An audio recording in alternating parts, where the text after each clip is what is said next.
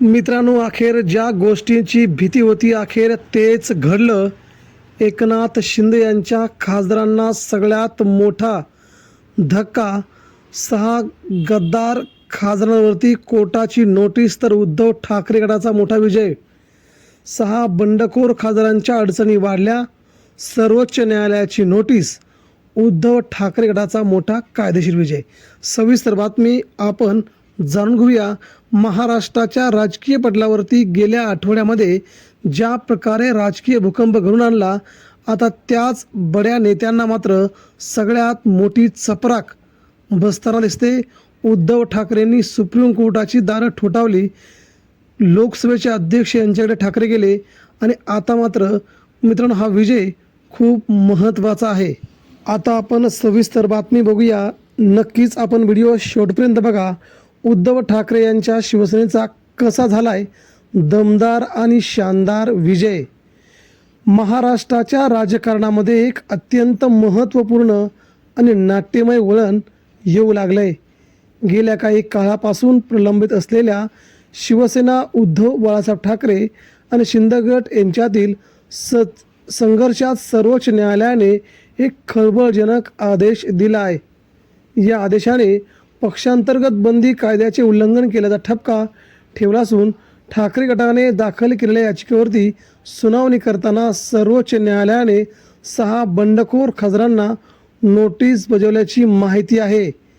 खासदारांच्या सदस्यत्वावरती टांगती तलवार निर्माण झाली असून हा निकाल उद्धव ठाकरे गटासाठी एक मोठा राजकीय आणि कायदेशीर विजयाचा शिक्कामोर्तब मानला जात आहे. त्यामुळे एकनाथ शिंदे यांच्या शिवसेनेतील बडे 6 नेते आता पुरते अडकले असून एकनाथ शिंदे यांना देखील जबरदस्त धक्का मानला जात आहे. कपिल सिब्बल यांची आक्रमक भूमिका या संपूर्ण कायदेशीर लढाईत उद्धव ठाकरे गटाच्या बाजूने ज्येष्ठ विधिज्ञ कपिल सिब्बल यांनी अत्यंत प्रभावीपणे युक्तिवाद करायचे ठरवले. सर्वोच्च न्यायालयात सिब्बल यांनी मांडलेले मुद्दे अत्यंत कळीचे ठरलेत. कपिल सिब्बल यांनी प्रसारमाध्यमांशी संवाद साधला आहे. राज्यघटनेच्या 10व्या परिशिष्टाचं उल्लंघन करून ज्यांनी पक्षांतर केलं आहे त्यांना आता उत्तर द्यावे लागेल. कायद्याच्या चौकटीत राहून निर्णय झाल्यास या खासदारांचे सदस्यत्व रद्द होण्याशिवाय पर्याय उरत नाही. हे लोकशाहीच्या मुळावर आलेलं संकट असून न्यायालय आता यावर कठोर भूमिका घेत आहे असं देखील सध्या सिब्बल यांनी आपली भूमिका मांडली. कपिल सिब्बल यांनी त्याच दिवशी एकनाथ शिंदेंचे 6च्या 6 खासदार अपात्र आहेत म्हटलं होतं, ज्या दिवशी या खासदारांनी उद्धव ठाकरेंची साथ सोडली होती. उद्धव ठाकरेंची साथ सोडल्या दुसऱ्या दिवशी कपिल सिब्बल यांनी या 6 बंडखोर गद्दार खासदारांवरती आपली टिप्पणी केली होती.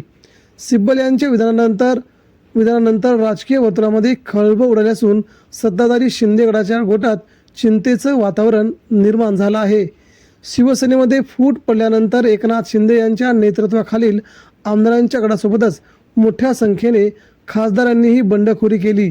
या खासदारांनी पक्षाच्या अधिकृत चिन्हाचा आणि व्हीपचा अपमान केल्याचा आरोप उद्धव ठाकरे गटाने केला आहे.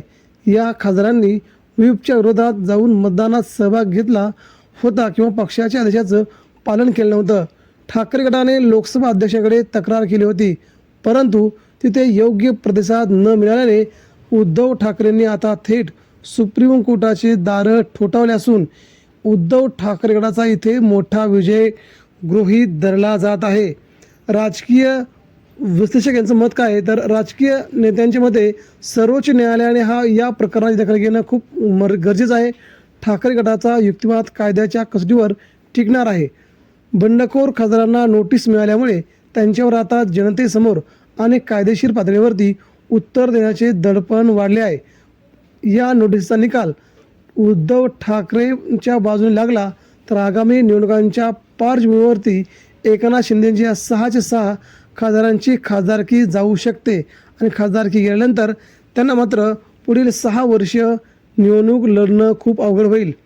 मित्रांनो, त्यामुळे खासदारांनी पक्षांतर्गत बंदी कायद्याचं उल्लंघन केलं आहे तर त्यांना खालील परिणामांना सामोरं जाणार आहे.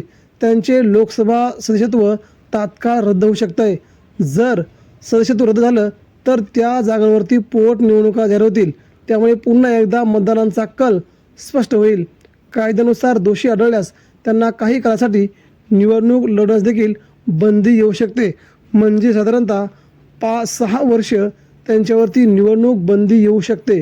ठाकरे गटाच्या नेत्यांनी याला सत्याचा विजय असं संबोधलंय. तर दुसरीकडे शिंदे गटातील नेत्यांनी ही केवळ एक तांत्रिक नोटीस असल्याचं सांगत आपण कायदेशीर मार्गाने लढा देऊ असं स्पष्ट केलं आहे. मात्र या प्रकरणाची व्याप्ती पाहता हे प्रकरण आता अंतिम टप्प्यात कुणाच्या बाजूने वळत आहे हे बघावं लागेल. मात्र सध्या तरी पुढील सुनावणीत न्यायालय काय भूमिका घेतं हे बघावं लागेल. एकनाथ शिंदेंच्या 6 खासदारांना सुप्रीम कोर्टाकडून जबर धक्का बसला आहे. 6च्या 6 खासदार आता अपात्र होत आहेत आणि पुन्हा त्यांच्या मतदारसंघामध्ये निवडणुका लागत आहेत. हीच सध्या सगळ्यात मोठी बाब दिल्लीतून समोर येते. मित्रांनो, या ठिकाणी उद्धव ठाकरेंचा हा खूप मोठा विजय म्हणावा लागेल आणि या विजयावरती लवकरच शिक्कामोर्तब होऊन शिंदे सेनेसाठी ही सगळ्यात मोठी धक्कादायक बाब म्हणावी लागेल. मित्रांनो, आपणास काय वाटतंय? महाराष्ट्राच्या राजकारणामध्ये एकनाथ शिंदे यांची 6च्या 6 खासदार अपात्र होऊन त्यांना खूप मोठा धक्का देऊन एकनाथ शिंदेंची शिवसेना देखील उद्धव ठाकरेंच्या हातात देण्यात सुप्रीम कोर्ट महत्त्वाची भूमिका बजावेल का? 4 वर्षे अगोदरचा निर्णय तो देखील उद्धव ठाकरेंच्या पक्षात बाजूने येईल का? या प्रकरणानंतर आता चान्स वाढले असून उद्धव ठाकरे तशी भूमिका मांडून आपल्याच बाजूने निकाल लावून घेण्यासाठी आग्रही आहेत. त्यामुळे मित्रांनो, हा शिंदे सेनेसाठी तसेच भारतीय जनता पार्टीचे नेते केंद्रीय नेते अमित शहा यांना देखील हा सगळ्यात मोठा धक्का म्हणावा लागेल.